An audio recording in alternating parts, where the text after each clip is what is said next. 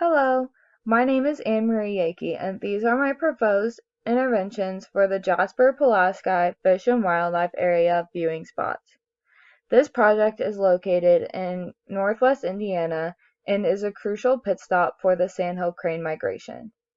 The main research question being asked is how can we improve viewing opportunities for migratory birds while still respecting their habitat?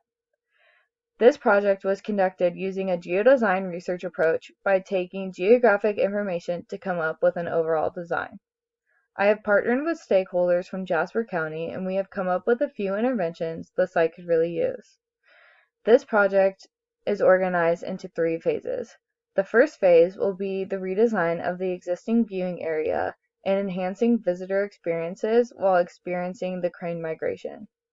The second phase will be implementing car pull-off areas so that people can safely and easily pull over for a quick view of the crane. The last phase will be a multi-leveled viewing tower that brings viewers up close to the crane's living environment in the natural wetland habitat.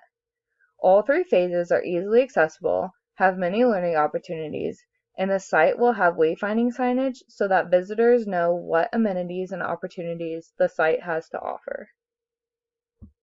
Using GIS software, I was able to pick out layers that would help me further understand the existing site conditions. Understanding the site helps explain how the site functions with the surrounding habitat and community. Tree canopy, viewsheds and hillshade, wetland habitat, and trails and roads are all key layers I use to help recognize where to put the viewing structures. The hillshade layer was gathered from a digital elevation model from the topography in the site. The viewsheds were then processed using the hillshade to see the visibility from a given point on the site. The tree canopy helps represent where the viewsheds are obstructed by vertical elements. The areas where the hillshade and tree canopy line up to provide great viewing opportunities are circled in blue, and the areas that are not ideal for viewing are circled in black. Wetland layers show how the surrounding land is currently being used and how it might affect where the cranes are feeding, living, and interacting with the habitats.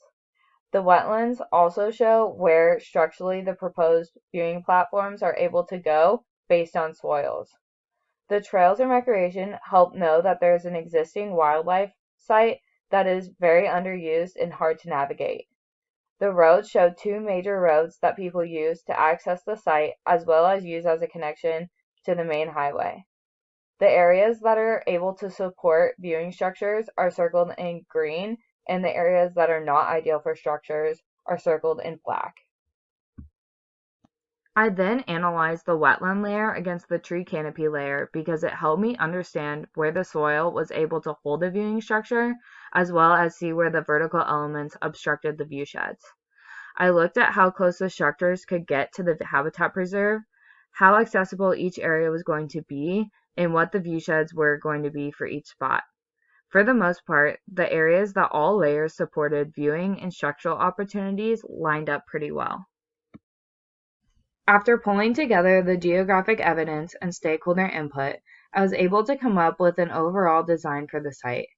Enhancing the existing viewing platform in Phase 1 by changing the geometric shape of the platform will provide better views across the site and different angles of the habitat. Increasing the learning opportunities by implementing interactive viewing boards and signage will get viewers interested in the overall natural wetland habitat and crane migration.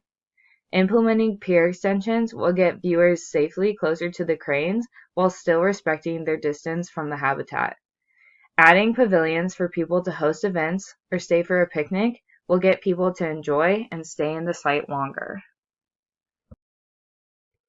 In Phase 2, the car pull-up areas are implemented for a more safe and accessible spot to those who are just stopping by. Currently, people will just stop in the middle of the road to see the cranes, which creates a dangerous environment for those stopping, the traffic, and even the cranes. This way, there are programmed areas for the cars to just pull over and step out quickly.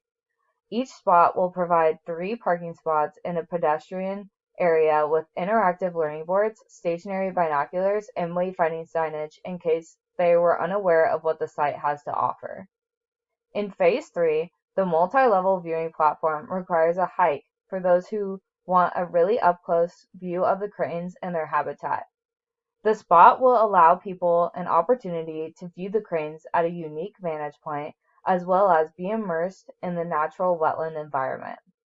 The learning opportunities come not only from the sandhill cranes, but also learning about other wetland species, including plants, bugs, birds, and other animals.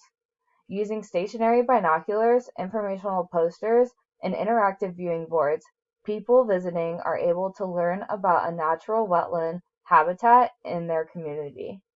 By adding the car pull-off areas, hiking trails to taller platforms, and enhancing the existing platform, visitors are able to access multiple viewing locations with differing amounts of accessibility, as well as get different angles of the cranes in different parts of the habitat.